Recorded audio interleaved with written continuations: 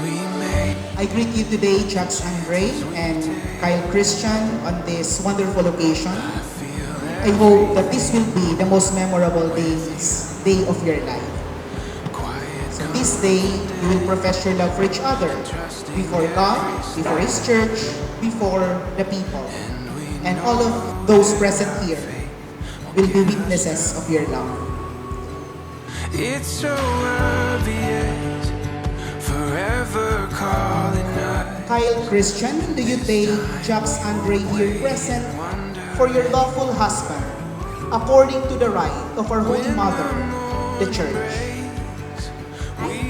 Jax Andre, do you take Kyle Christian here present for your lawful wife, according to the right of our Holy Mother, the Church? Our story starts here. Our story starts here.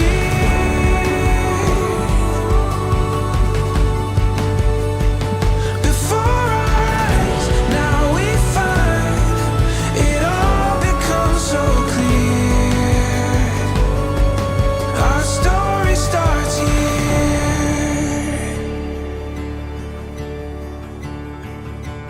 Constant faith in the words we In our readings for today, in our first reading, makes us sure. taken from the Song of Songs, which is actually one of the most controversial books in the whole Bible. Calling us. It's the first day. Yeah, it's the first page. Our story starts here. Babe, this is my gift for you. Why shoes? Our story starts. As we step into the new journey together, I want to give you these shoes to walk beside me in every adventure. You're always running through my mind, so I thought you might need this. Our story starts here. Ang ganda. Babe, thank you sa shoes. Ang ganda. Thank you.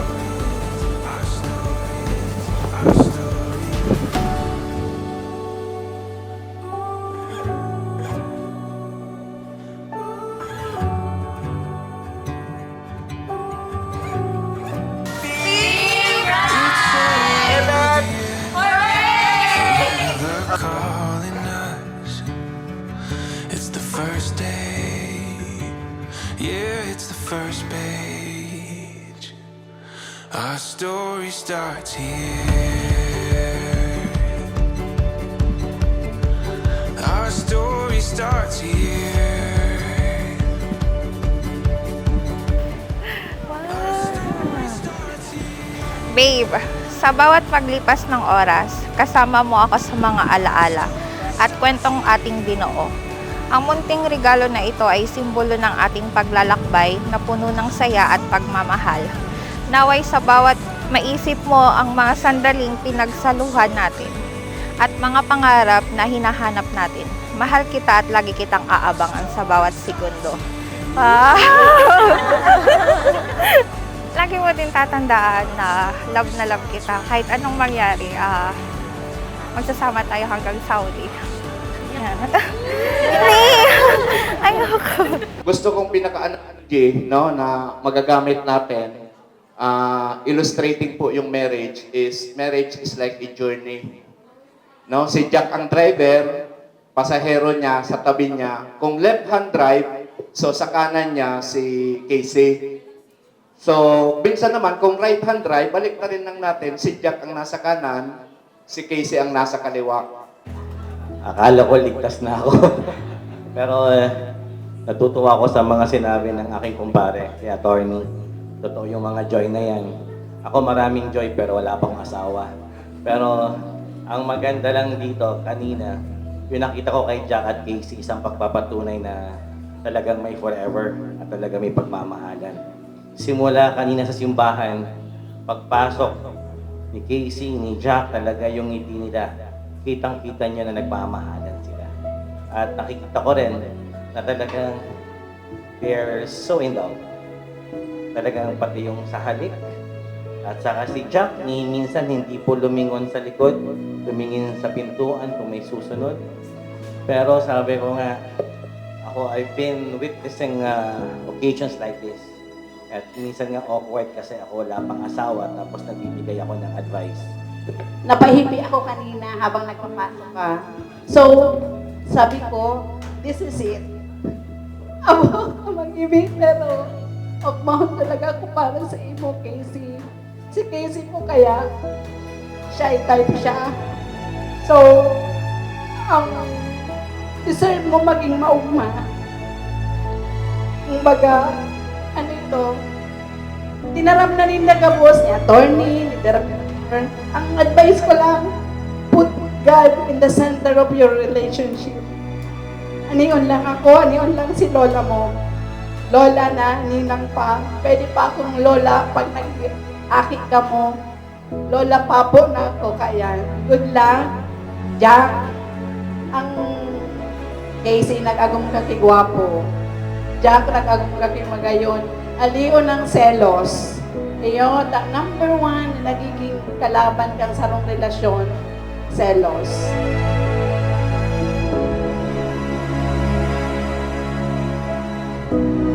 Kasi kung ang isa, walang respeto, walang mangyayari sa buhay. Yung pagsasama kasi laging trial and error. So, gawin yung sentro si God para lahat ng mga problema yung inyo, kaya niyong malagpasan. Yun lang, and best wishes para sa inyong dalawa. Cheers! Ako ang unang sinabihan ng best friend. Mas nagulat ako nung nalaman kong pareho tayong buntis. Magiging maid of honor mo pa sa atin. I'm so grateful to have trying by your side today as you start this whole new chapter of your life. Thank you for letting me be part of this amazing journey mula high school hanggang sa bagong pamilya mo. I'm so excited to see what's the next for you both, lalo na magiging version, minimum.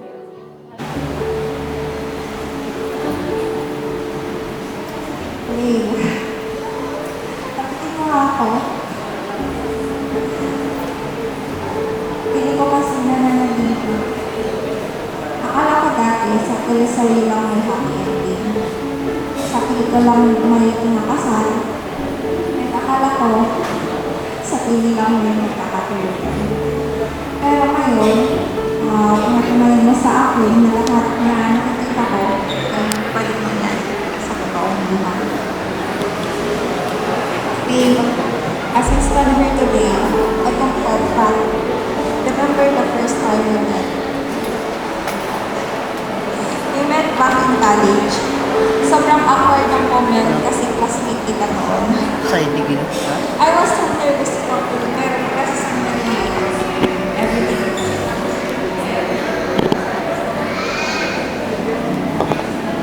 even just so much 7 years of doctors, tears, and countless adventures. Pero babe, hindi naging madali ang lahat.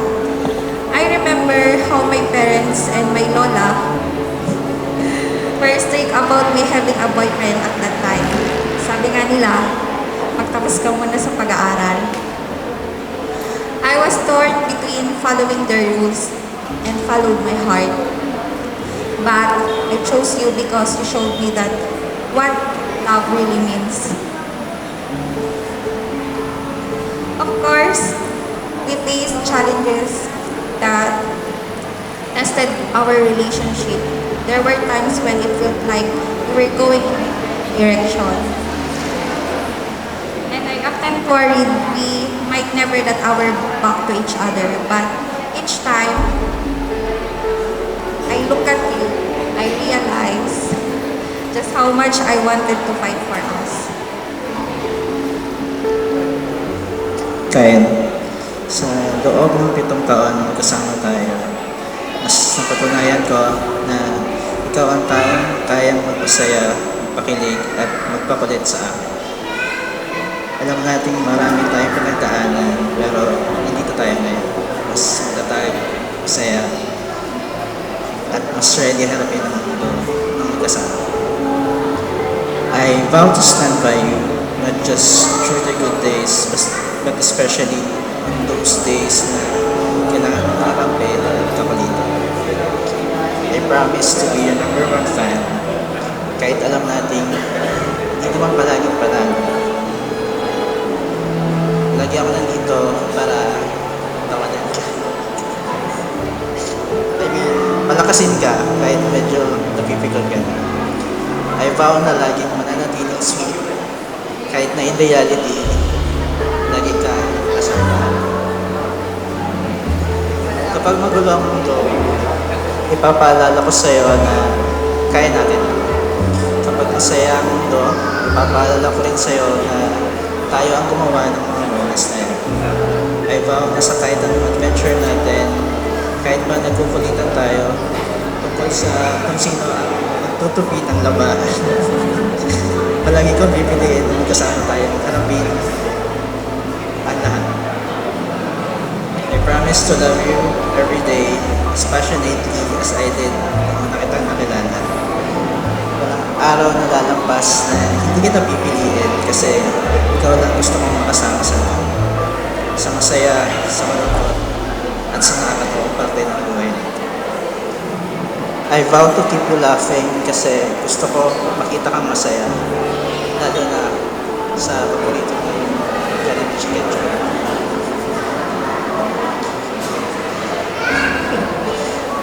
Kaya, mahal na mahal kita.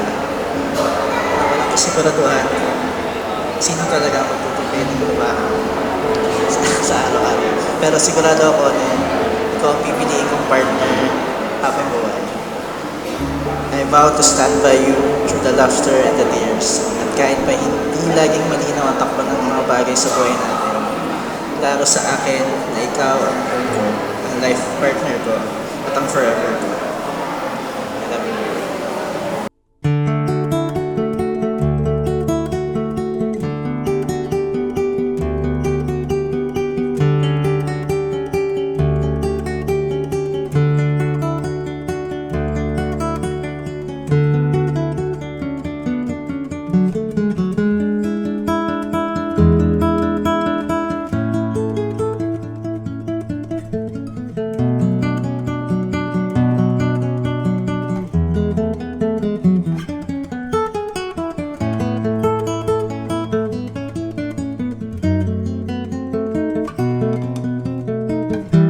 Jack and Casey, sana awis ko lang sa inyong dua.